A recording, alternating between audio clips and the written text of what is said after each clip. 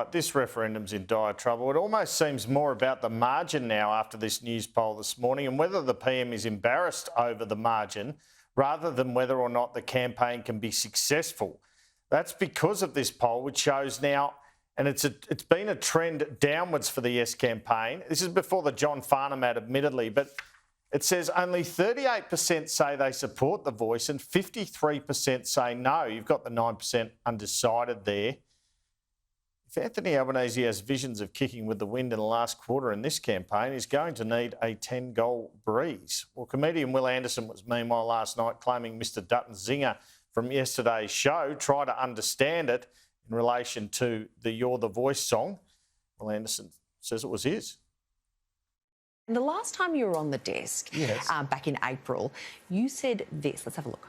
I think we have to be more hopeful about this. In the words of John Farnham, you're the voice, try and understand. Yeah. The key line in the lyrics there is, you're the voice, try and understand it. Are you writing his jokes now? Still a good line. Mr Dutton called the IR changes that Tony Burke's announcing at the moment economy destroying on Sunday agenda. And on what we've seen so far, it will be very, very difficult for us to support what will be an economy-destroying piece of legislation and just another nail in the coffin of small business.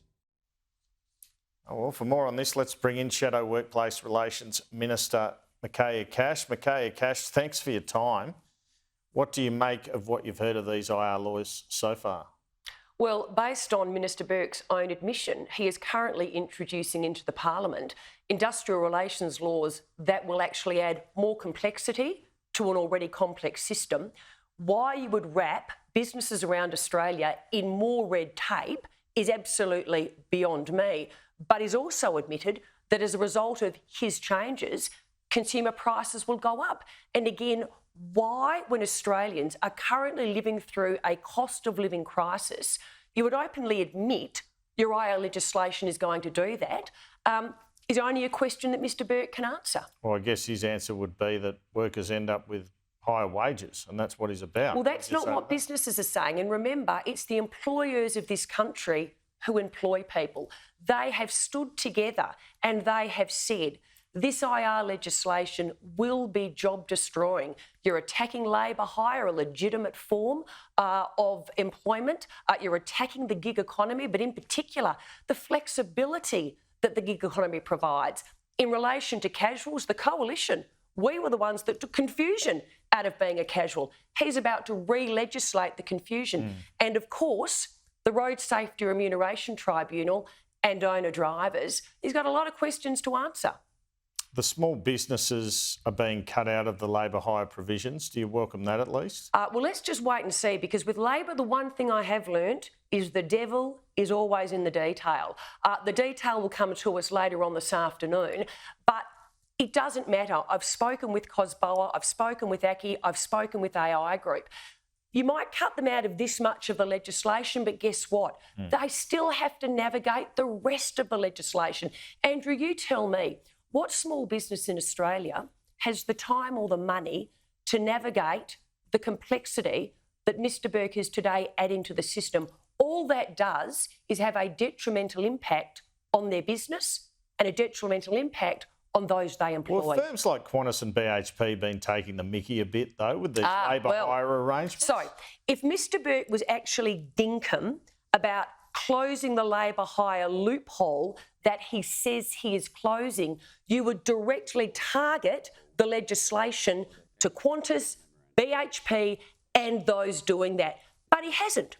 He's not defining labour hire. He's bringing in a whole lot of independent contractors, service contractors, and what he's saying is, but I've listened to them and I'm putting in place a convoluted multi-factor test which they all have to work through to work out whether or not they're in, they're out, and it's the Fair Work Commission that will ultimately make the decision. Again, Mr Burke speaks with forked tongue often when he refers to closing the loopholes. Anything but that. Which of these provisions, casuals, labour hire, gig economy, wage theft, concern you the most? Oh, look, I'd say they all do. In relation to wage theft, We, as a coalition government, brought the criminalisation of wage theft to the parliament when we were last in government. And guess what? Labor and Mr Burke, they voted against it at the time. So it's incredibly convenient that this time round they want to actually put it on the table. So but all you three potentially agree with that aspect or again, parts of it? devil in detail, need to see. But labour hire, gig economy and casuals, complexity to an already complex system, all this does is impact businesses and their ability to employ. Cost of living crisis, businesses themselves, they are screaming out to the government for relief.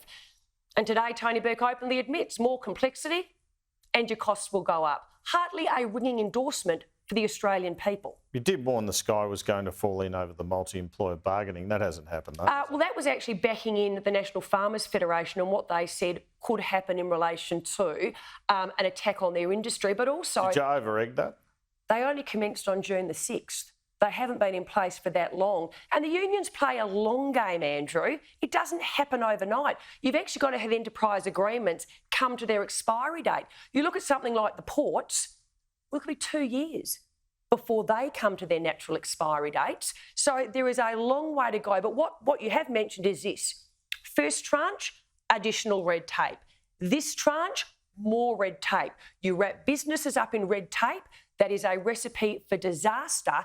It is not the productivity agenda that businesses are screaming out for. No, look, there's been complaints productivity is not getting mentioned enough, but does this work... Not getting mentioned at all. Does this work electorally, though? For Labor, they are being seen to help workers, and you can argue it'll cost jobs, but unemployment's never been lower. Well, unemployment, on their own projections, is projected to go up. Businesses, the employers of Australia are openly saying this is not going to help us, adding complexity to an already complex system. The Fair Work Act's like this. Believe you me, navigating that system is difficult. But as I said, let's wait to see. The devil is in the detail, and I'll be waiting to see what the businesses themselves, but in particular small businesses, have to say once they've had an opportunity to read the legislation. What's your reaction to Peter Dutton yesterday committing to another referendum? Well, Peter has basically said that this could have been a unifying moment for our Prime Minister. Australians overwhelmingly support constitutional recognition. You would have thought that the Prime Minister of Australia would have said to Peter, we can work together on this and deliver a unifying moment for our country. But instead, the Prime Minister plays politics and puts forward what he says is constitutional recognition, and then he's got to whisper through a voice. Do you really because want that's to spend, where his problems are. Do you really want to spend another $300 million on another referendum? We want to deliver a unifying moment for all Australians. And Peter Dutton has been upfront from day one and said that to Anthony Albanese. It's Anthony Albanese who, based on the current polling, and believe you me, there is a long way to go. We don't have the 100 million that they have. And 100 million woke corporates, John Farnham, you name it, they're all out there. You'd be pretty confident with those figures there that we just flashed up, though, wouldn't you? 38% support only. There's a long way to go, and the $100 million is yet to be spent. All right. But Mr Dutton supports regional voice bodies, but the Nationals don't. That's a bit of a problem, isn't it? Well, again, that is our policy. We were looking at them and working with them in the last election. Ultimately, though, guess what? We're not in government. We're in opposition. Over the next 6 weeks, the focus is on Mr Albanese and his risky, unknown, divisive and permanent voice. And you've got to laugh at the irony of the song, seriously, The Voice. Try and understand it. That's going viral all over Australia now. The hypocrisy and the irony of it. Yeah. But the irony of it, I mean, how would you actually highlight with the Australian people The Voice, try and understand it? And they go, well, we are. But there are no details, Mr Albanese. All right. In the House of Reps, I know you're in the Senate, Peter Dutton went Richard Marles over these flights. But people in government have sort of made the point Peter Dutton was after flights to the Matildas. So you're on a bit thin ice here? No, not at all. This is a government that preached transparency prior to the election. There's a $3.6 million question now hanging over Richard Marles's head. In 2016, he was one of the most vocal opposition members in relation to the release of information on these flights. It's a very simple question. Were you using the Spa as your own personal taxi? If so, just be upfront and say it.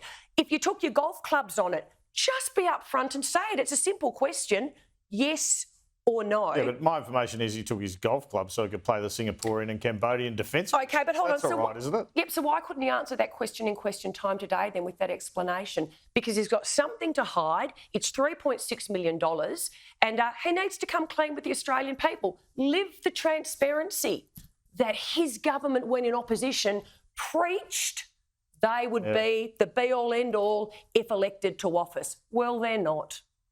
I've seen that act a few times. Look, just finally, the PM's addressing the Minerals Council dinner tonight. What do you reckon the reception will be?